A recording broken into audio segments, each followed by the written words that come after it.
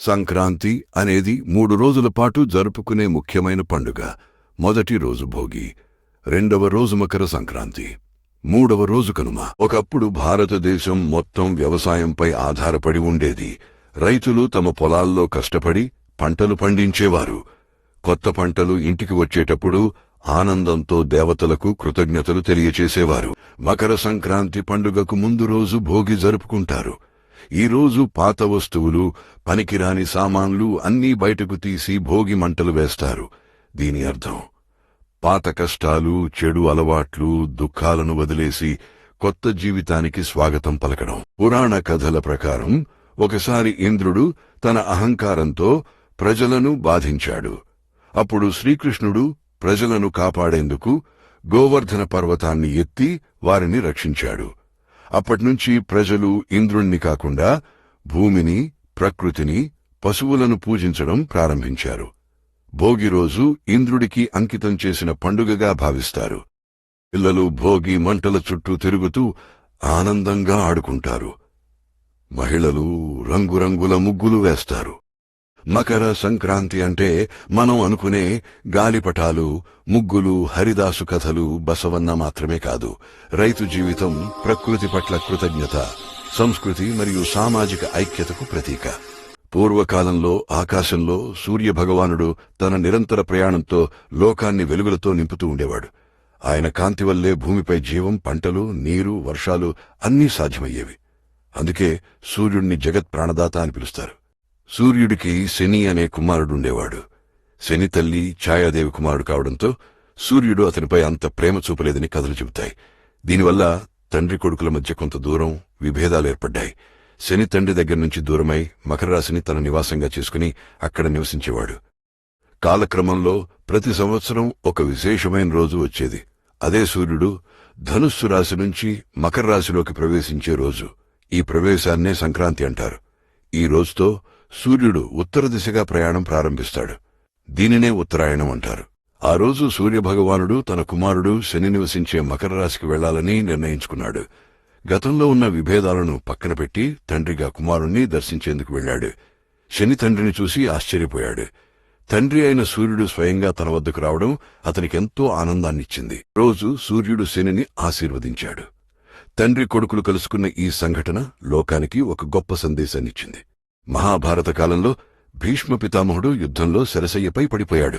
ఆయనకు ఇచ్ఛామరణ వరం ఉండటంతో తన మరణ సమయాన్ని తానే నిర్ణయించుకునే శక్తి ఉండేది. దక్షిణాయనంలో మరణిస్తే మోక్షం లభించదనే నమ్మకం ఉండడంతో భీష్ముడు ఉత్తరాయణం వచ్చే వరకు ఎదురుచూశాడు. సంక్రాంతి రోజు సూర్యుడు ఉత్తరాయణంలోకి ప్రవేశించిన వెంటనే భీష్ముడు ధ్యానంలో లీనమై తన ప్రాణాలను విడిచాడు. అందుకే సంక్రాంతి రోజు ఎంతో పవిత్రమైనదిగా భావిస్తారు. సంక్రాంతి భారతదేశంలో ముఖ్యంగా రైతుల పండుగ. ఇది పంట కోతల కాలం. పొలాల్లో పండిన కొత్త ధాన్యాన్ని ఇంటికి తెచ్చి దేవుడికి నైవేద్యం సమర్పిస్తారు.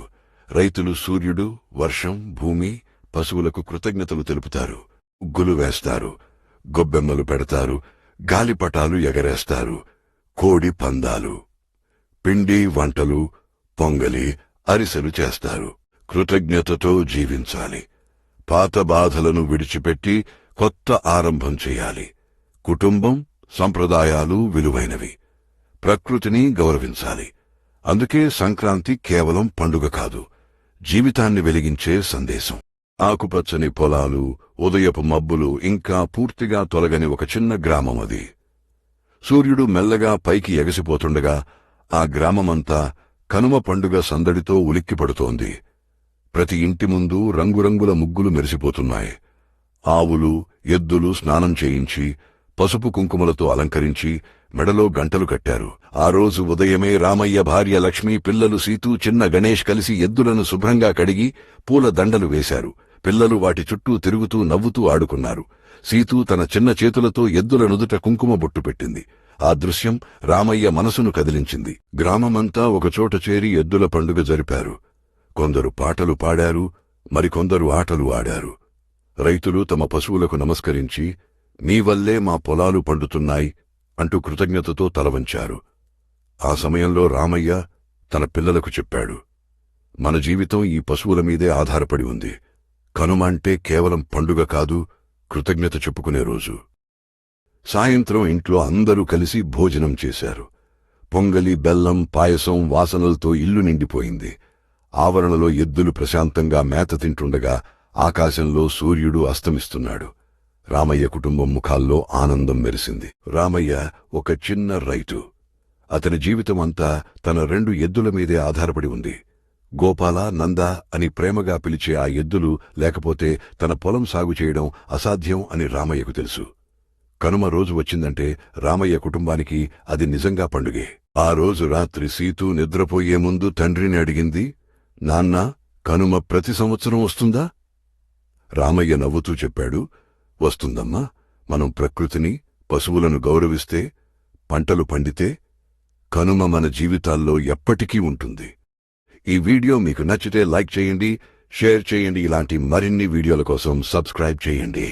మీ ఊరిలో సంక్రాంతి ఎలా జరుపుకుంటారో కామెంట్లో చెప్పండి.